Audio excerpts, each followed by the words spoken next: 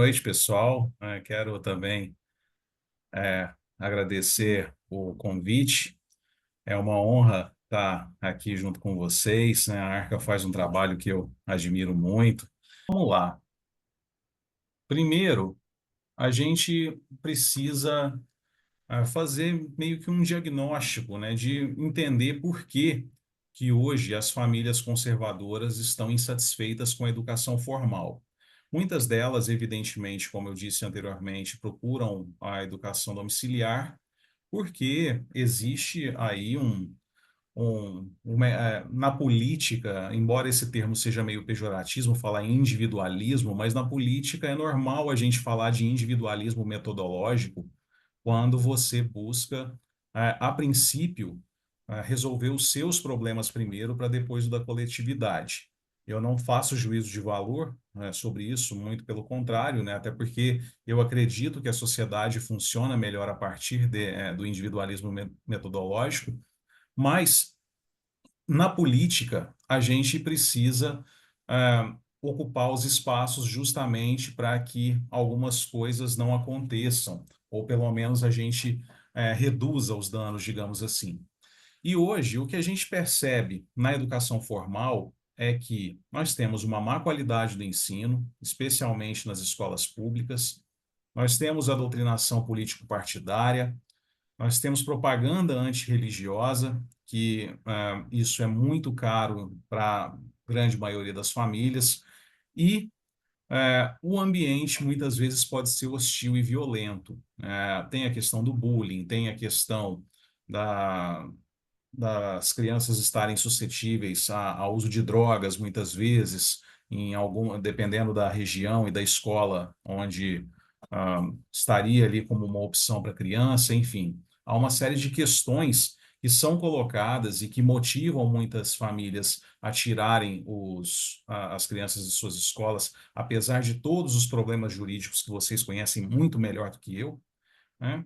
Então, a gente precisa entender o que pode ser feito de diferente, mas primeiro vamos falar como que foi que se chegou até aqui, né? Primeiro, falar da formação dos professores que faz com que a educação seja ruim. Aqui eu mostro um quadro comparando como é formado um curso de pedagogia em Singapura, que é o país que tem o melhor desempenho no PISA, e o Brasil. A gente está falando aqui enquanto em Singapura eh, trata de questões relacionadas à prática pedagógica muito mais do que fundamentos teóricos e legislação escolar, enquanto o Brasil tem um curso de pedagogia que é praticamente todo ele voltado para teorias pedagógicas. Ou seja, quando você vai para um curso de pedagogia, você está muito mais preparado para virar um acadêmico no futuro do que especificamente você atuar como educador. Então, você tem esse problema e quem nos dera, né, se fosse só isso, porque a gente não está falando de qualquer fundamento teórico, né? A gente vê aqui que são ensinadas questões como essa aqui, né? Essa frase é importante ser dita. É como profissionais idôneos na competência que se organiza politicamente, está talvez a maior força dos educadores, que eles e elas devem ver-se a si mesmos e a si mesmas. É neste sentido que os órgãos de classe deveriam priorizar o empenho de formação permanente dos quadros do magistério como tarefa altamente política. Vocês se imaginam quem disse isso? Eu fiz a leitura labial, Celina, você acertou, tá? Foi o Paulo Freire, ele mesmo. Basicamente, ele é ainda usado em todos os cursos de pedagogia e todas as licenciaturas, e isso deixa claro qual é a prioridade das pessoas que ah, ensinam as pessoas a ensinarem.